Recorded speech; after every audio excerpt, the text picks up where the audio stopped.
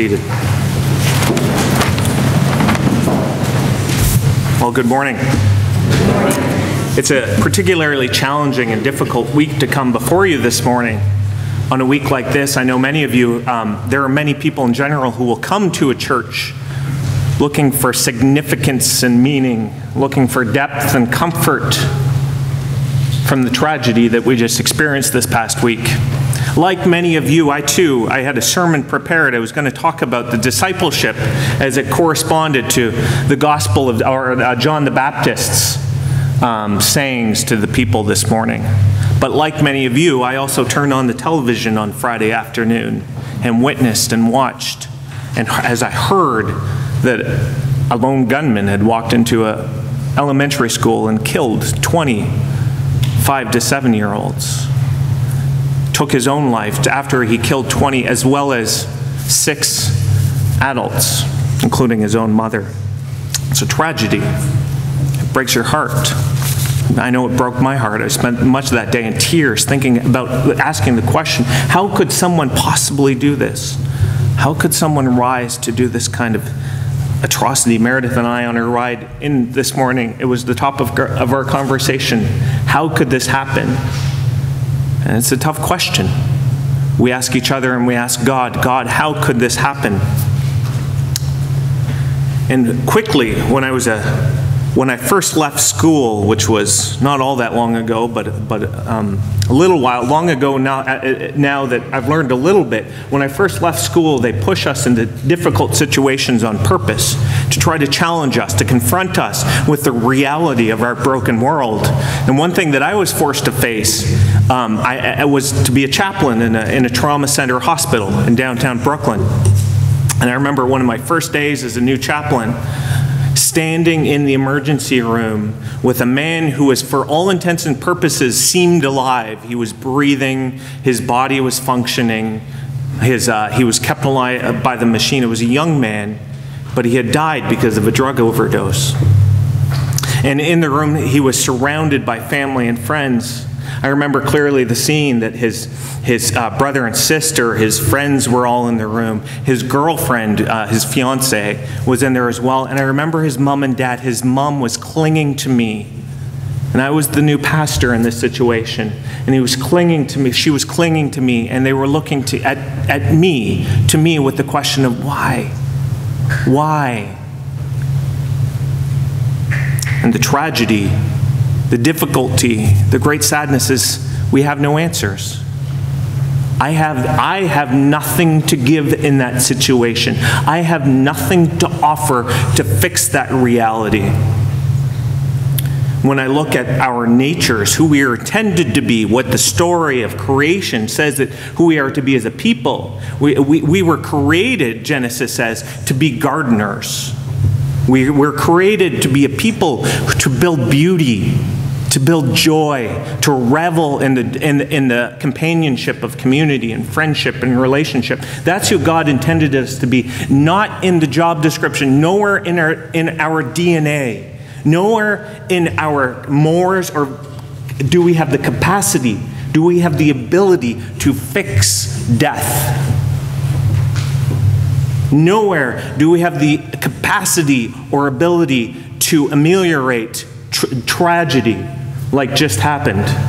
There's nothing about us that is built to be able to cope with this. I think that's because, as in God's original design, this type of thing wasn't meant to happen.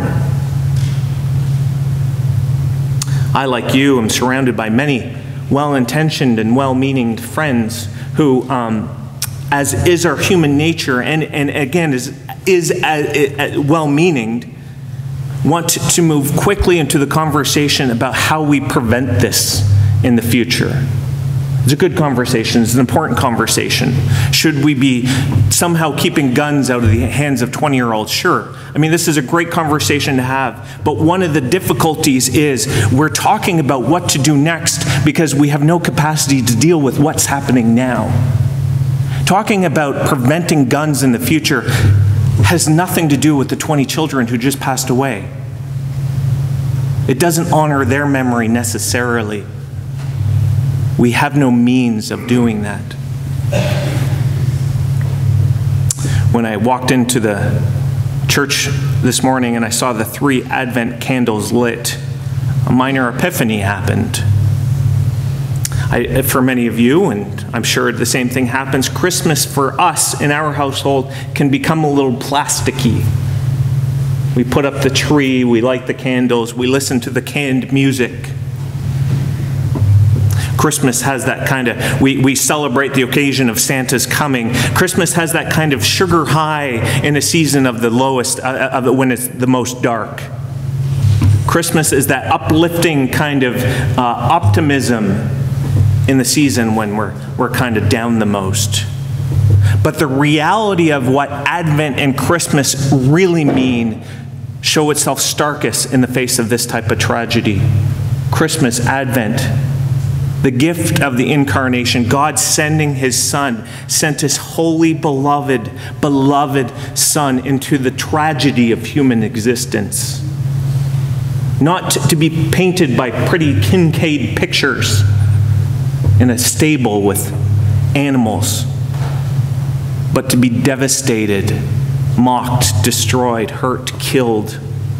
Why? Why would God do this to his own child, to the tragedy that has become humanity?